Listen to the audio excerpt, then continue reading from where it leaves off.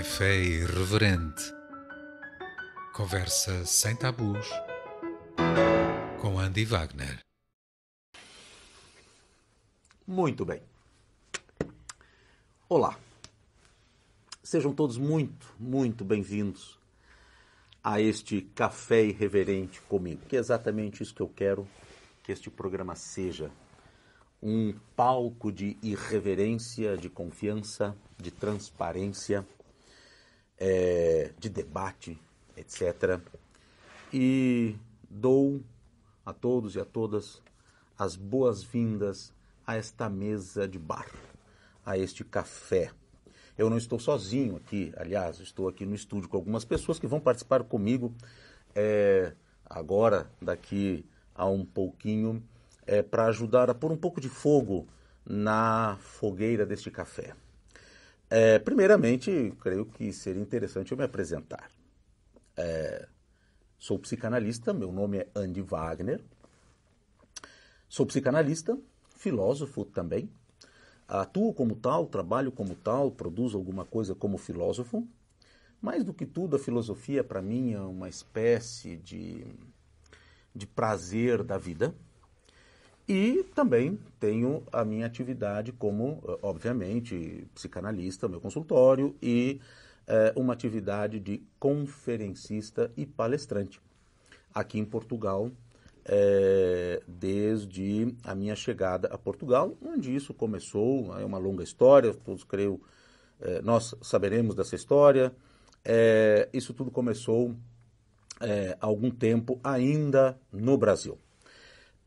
E também atuo, a minha profissão, eu tenho e desempenho em Portugal uma profissão nova, que é uma delícia que me delicia de tal maneira, que é uma profissão chamada educador de pares. O educador de pares é aquele que viveu, teve uma história na sua vida, que hoje essa história de vida é justamente o subsídio para o processo de educação daqueles que estão passando por uma situação semelhante na sua vida. Enfim, e trabalho numa organização da qual eu me orgulho imensamente, em Portugal, que se chama Plano I. Lá eu trabalho nessa função de educador de pares, especialmente com pessoas LGBT vítimas de violência social, doméstica, etc. Aliás, outra coisa importante, eu sou um distraído nessas coisas, já os meus ouvintes devem começar a perceber que eu sou distraído na ordem das coisas.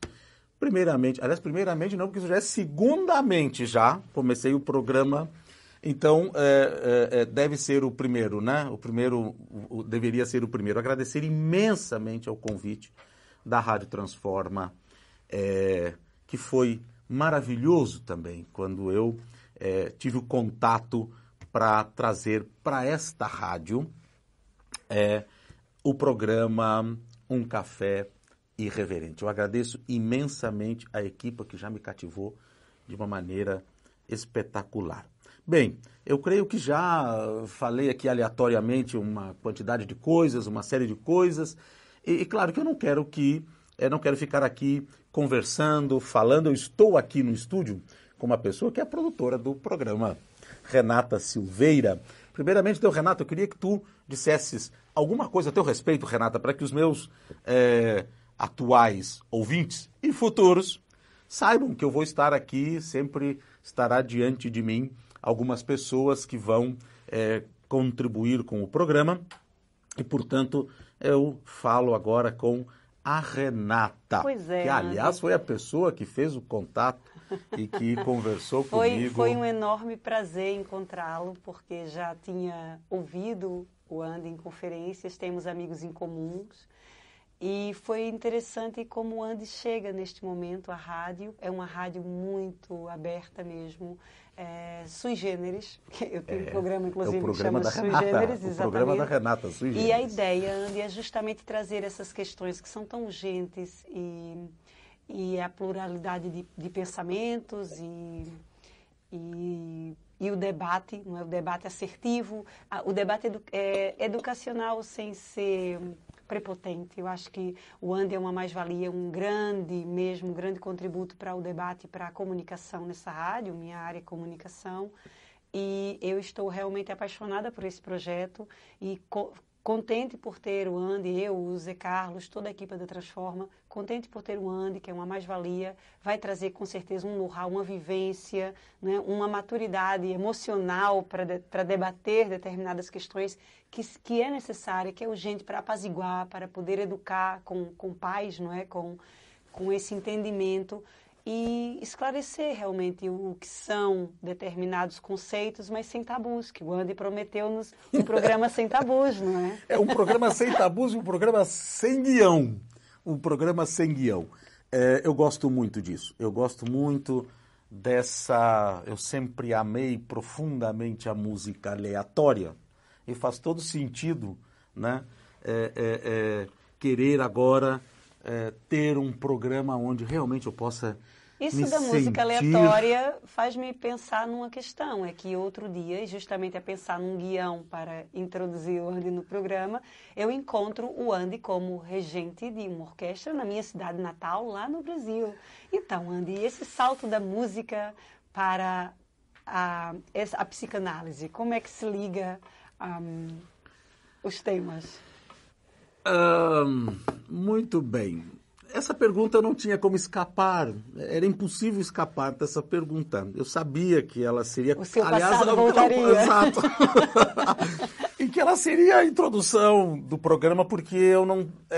eu confesso que as pessoas acabam sabendo que eu venho de uma carreira como maestro de orquestra. E às vezes as pessoas ficam completamente estarrecidas, extremamente surpreendidas. Como é que um ativista LGBT, palestrante, hoje psicanalista, que trata de filosofia, não tem absolutamente nada a ver com a música, de repente era um maestro de orquestra no Brasil e tal. Essa é uma longa história, queridos. Essa é uma longa história. Eu vou tentar resumir o máximo que posso.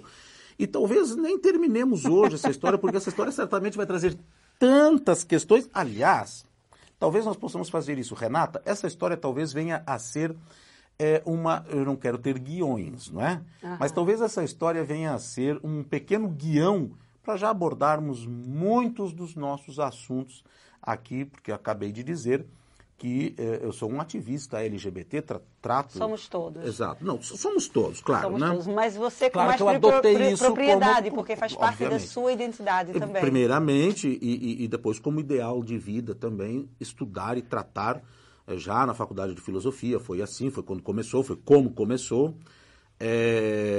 o interesse pelas sexualidades humanas, não é? Mas basicamente trata-se do seguinte, ora bem... muito jovenzinho, acho que eu tinha 5, 6, 7 anos de idade, foi realmente prematuro. Até depois estudando essas questões eu me dei conta, olha que interessante, a minha configuração, que é aliás a terceira etapa da nossa configuração sexual, ou seja, a nossa sexualidade, à medida que vai se configurando, ela se configura em determinados momentos da nossa vida e uma depois da outra, as três não vêm juntas, não é? Antes de a segunda se formar, nós não sabemos qual será, como ela será. Pronto, quando se configurou lá pela idade, bem no início da puberdade, a minha orientação sexual, essa orientação sexual, vocês imaginam o que significava uma criança lá na década de 70... entender que sua orientação sexual não era normativa. Pronto. Hoje parece que as coisas estão mais fáceis. Obviamente muito mais fáceis. Obviamente muito mais fáceis, apesar de toda a dificuldade, muito mais fáceis. E ali eu venho a descobrir a minha orientação sexual. Essa orientação sexual me leva a escolher para a minha vida, que é basicamente o que todos fazem, né? Basicamente é o que todos fazem. Faz com que eu escolha para a minha vida aquilo que eu costumo chamar o plano B. Escolhi o plano B. Não quer dizer que eu não amasse, não gostasse, não tenha descoberto na música um grande caminho, e na música como profissional. E não pude nunca reclamar, não posso dizer, a minha carreira é testemunho de que foi uma carreira muito razoável, no mínimo, para se dizer. Entretanto, era o plano B. Esse era o plano B, né? Era uma carreira que, quando eu a descobri, percebi que tinha jeito para coisa, né? E aí encontrei um caminho que vai suprir uma lacuna que, na verdade, todos nós sabemos que é insuprimível. Não se suprir essa lacuna nunca. A lacuna do afeto, a lacuna, enfim, de uma vida, não é? Que a minha orientação sexual, nessas décadas, não me permitia viver. E realmente eu, então, me dediquei desde muito cedo, 12, 10, 11 anos de idade, 12, depois mais profundamente aos 14 anos de idade já, a escola de música profissionalizante, enfim, aquela coisa toda, em Porto Alegre, para os meus ouvintes brasileiros. Eu nasci numa cidadezinha, isso é só para os brasileiros que vai saber do que eu estou falando agora, vão saber. Eu nasci numa cidadezinha ao lado de Porto Alegre, que é a capital do estado do Rio Grande do Sul, que se chama Gravataí, que não é uma cidade tão desconhecida assim. É uma cidade pequena e depois, claro, tudo foi em Porto Alegre, porque afinal de contas Porto Alegre era a capital e ali, pronto, fui estudar e entrei na escola de música da Orquestra Sinfônica de Porto Alegre. Claro, comecei a cantar no coro e tocar na banda da escola, aquelas coisas básicas. E eu sofri de síndrome de Estocolmo, porque a música literalmente me sequestrou, né? Porque foi um sequestro e, claro, que passou então a haver um afeto com o sequestrador. E a tal ponto que isso Foi a arte que mais aproximou, mais cativou a sua percepção e sensibilidade que o Andy tinha. Então, era o que estava mais próximo que era possível, por exemplo. Claro, era o que... Claro, poderia ter sido a pintura? Poderia ter sido outra coisa, claro. Poderia. Até Mas porque eu não sou muito mal na coisa. era... Ali naquele momento foi a música. Foi a música. A música claro. foi uma tábua de salvação emocional. Foi a tábua de salvação, mas eu tenho que dizer coisas importantes aqui, e por isso que eu quero que esse café seja muito irreverente. Foi a tábua de salvação, mas tábua de salvação sempre é caminho para naufrágio. Né? É sempre caminho para naufrágio. Né? Tábua de salvação, esse negócio, aí você pode discutir bastante o significado, né, de uma tábua de salvação. Né? Pronto. Continua assim mesmo na água. Evidente. Estás ali. A água pronto, né? não desaparece. A água não desaparece. Realmente a água não desaparece. E o oceano continua revolto. E essa tábua, pronto, é muito relativa a história da tábua. E sobretudo porque tem uma coisa muito importante. É óbvio que essa minha escolha foi uma escolha porque essa profissão implicava, além da necessidade do talento, que pronto, eu não posso dizer que não tinha, mas implicava uma profissão de glamour, uma profissão de eu almejava fama, eu almejava essas coisas, né? Como um adolescente, uma criança, e isso me parecia que, de uma certa maneira, iria suprir, iria preencher uma lacuna que, como eu disse, é impreenchível. Não é? E assim foi insistentemente por um bom tempo, por um muito bom tempo, aliás, 30 e tantos anos, e foi engraçado porque as coisas foram dando certo. Por incrível que pareça, as coisas foram dando certo. Acabei ganhando uma bolsa de estudos para estudar em São Petersburgo, né? Na ocasião, ainda até hoje. Isso significava realmente muitíssimo, isso era uma coisa que significava muito, era algo... Pronto, era mas como um bailarino ser chamado para o Bolshoi. Para o Bolshoi. Com certeza. Exatamente. Era a mesma coisa, um jovenzinho naquela época, e eu fascinado por isso, mas eu tenho que confessar, este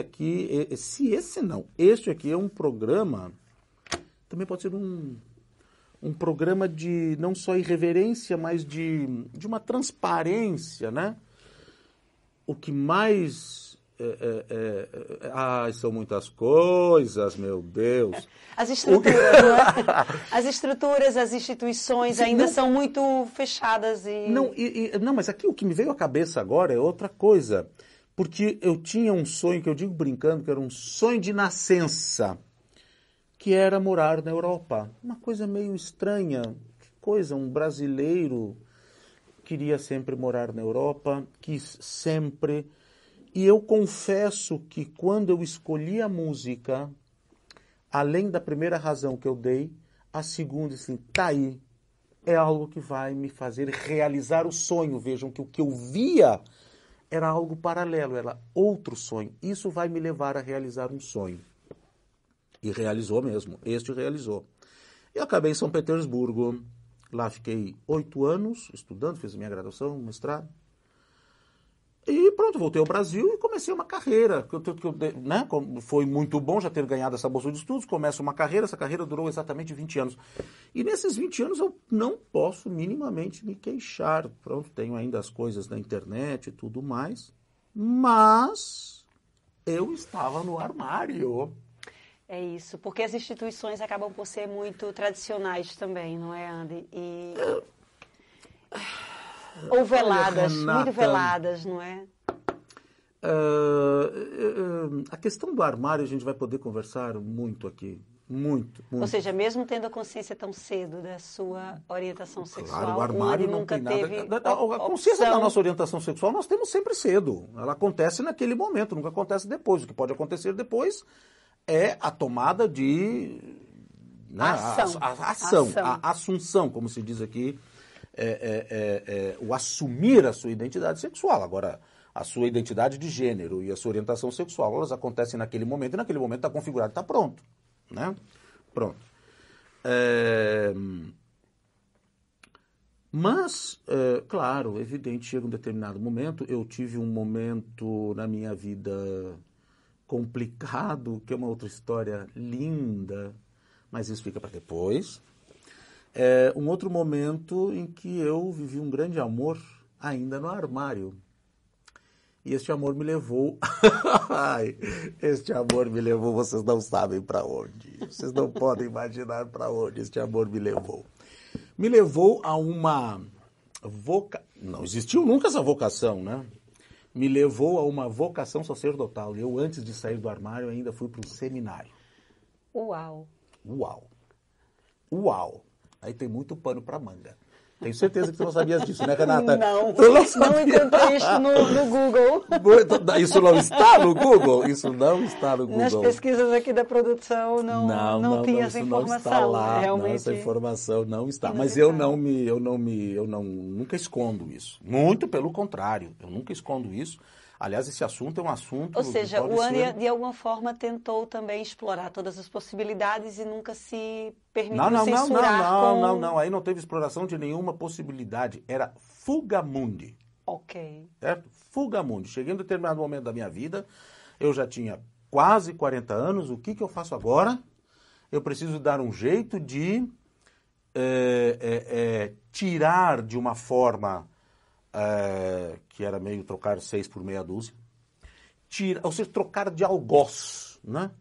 Trocar de algoz. Porque, na verdade, não deixava de ser um algoz também, a ideia de ir para o seminário. Agora, era um algoz silencioso, né? No seminário, o chicote não faz barulho, né? Então, pronto, lá eu poderia... ser gay, quieto, ser no sentido de que ninguém iria me perguntar, afinal de contas eu seria um padre. Né? Essa situação toda o que significa, né? Ou seja, era uma tentativa de dessexualizar a sua... Sim, não só de sublimar, de sexualizar, fugir para poder mesmo, desse confronto, dessa realidade. Claro, as pessoas sempre... Situações terríveis, né? Eu já estava numa situação de ter 40 anos, um homem solteiro, essa coisa toda. As cobranças, né? As pressões as cobranças sociais. Sim, e pronto tudo, né? Então, há coisas tremendas que alguém numa situação dessas é capaz de fazer, como essa, por exemplo. Eu uma vez usei uma frase que deu grande polêmica na ocasião. O suicídio pode acontecer de várias maneiras. A gente pode matar o corpo, mas pode matar a alma também. Isso foi um suicídio da alma, um suicídio do espírito, né? Pronto. Mas, depois, eu tive uma sorte tremenda. É uma história também... são questões... São aquelas pequenas coisas, iluminações, né? Não é? Exatamente. E eu saí do armário, né? Depois de 3 anos no seminário, foi por causa de uma situação muito sugêneres, saí do armário. saí do armário e a partir de então, pronto, então agora não faz mais sentido tudo isso, né? E essa foi a razão para que as pessoas tinham uma dificuldade enorme de entender. Foi uma dificuldade muito grande, inclusive de pessoas muito próximas, não é? Em que ano foi isso, Andy? 2007. Interessante, porque 2007. já era neste século Já, e ainda assim já. havia essa dificuldade, não é? Havia, não, ainda há. Ainda há. Ainda há essa dificuldade. Um menor, um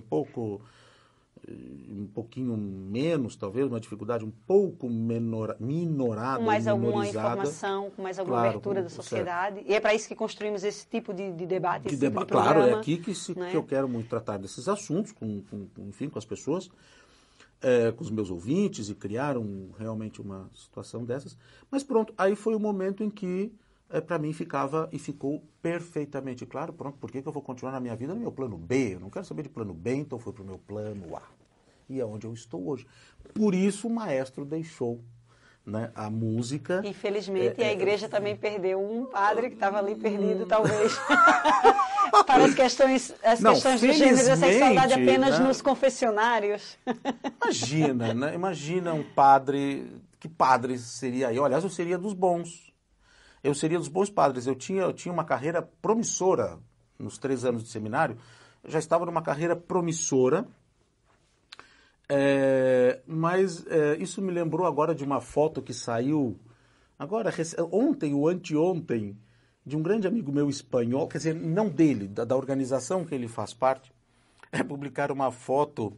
Uma das fotos era a Assembleia na Arábia Saudita, a Assembleia para os Direitos das Mulheres, todos homens, com aquelas roupas árabes, então isso foi muito comentado, inclusive, e logo abaixo uma fotografia do sínodo atual que está acontecendo, o sínodo dos bispos da Igreja Católica, o sínodo da família, todos clérigos, todos homens e todos clérigos, quer dizer,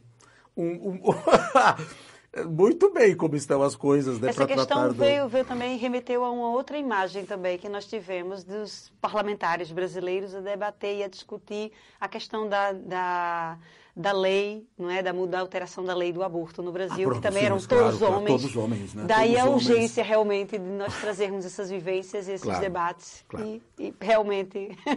Pronto. Então essa, mais ou menos, Renata, muito resumidamente, depois se os ouvintes, ou quem quiser mais saber coisas, pronto. Podem mandar sempre mensagens para o Andy. Tudo que quiserem perguntar. Não tem, se tiverem algum acanhamento, podem fazê-lo anonimamente, quer dizer, não tem problema nenhum. Mensagens de ódio também são muito bem recebidas, não tem problema. Nós aqui vamos desconstruí-las. Não, pronto, tudo ótimo, não tem problema nenhum. Pode vir tudo. E pronto, essa é a história muito resumida. Ok. Como é que foi que aconteceu de então eu deixar a música. A música. Na verdade é o seguinte, não é? Tem que se deixar isso claro. Não deixei a música, deixei o fazer musical, né? A música como profissão. E Andy, e é com essa sua abertura, essa sua empatia, essa capacidade que o Andy tem de gerar essa empatia, de trazer essas histórias tão reais, não é? Essas vivências tão pessoais, de uma forma tão clara, tão destraumatizada. Eu acho que vamos falar aqui muito de psicanálise, não é? Vamos destraumatizadas, não é? Então, e é isso que eu acho que vamos ter aqui num Café Irreverente, essa desconstrução desses traumas, porque o Andy realmente tem toda essa experiência, toda essa bagagem que vai ser, pronto... Bem, para concluir, eu gostaria realmente... eu faço votos que nós tenhamos, como hoje, né, sempre uma plateia local, a que está aqui, cada vez maior e participativa, e mais participativa, e também a participação dos ouvintes. E eu gostaria que os ouvintes encontrassem nesse programa, e inclusive em nós que estamos aqui, talvez mais centradamente em mim, um canal realmente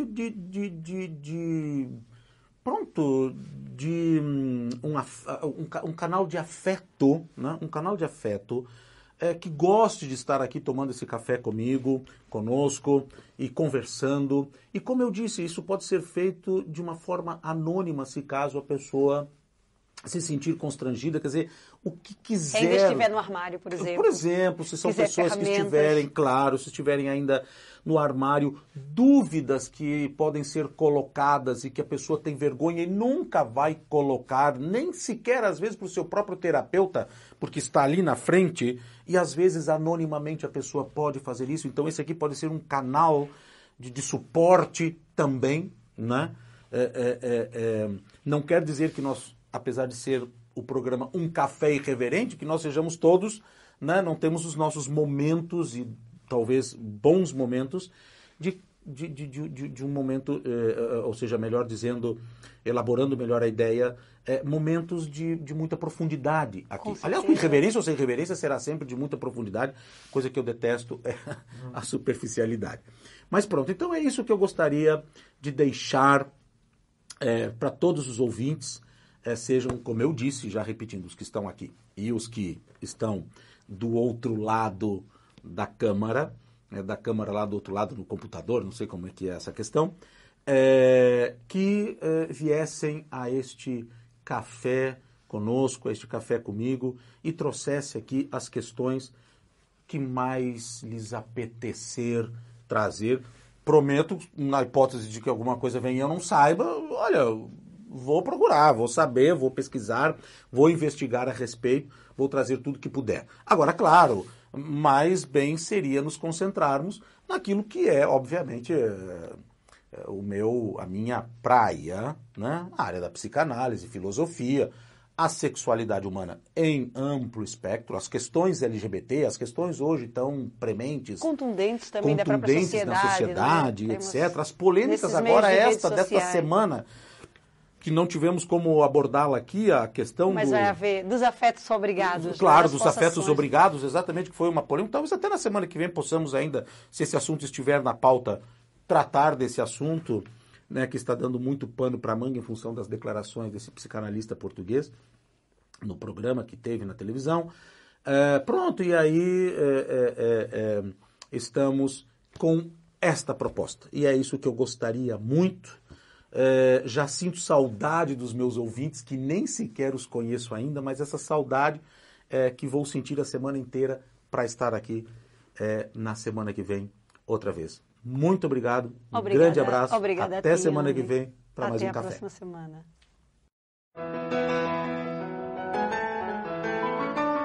Um café irreverente. Conversa sem tabus com Andy Wagner.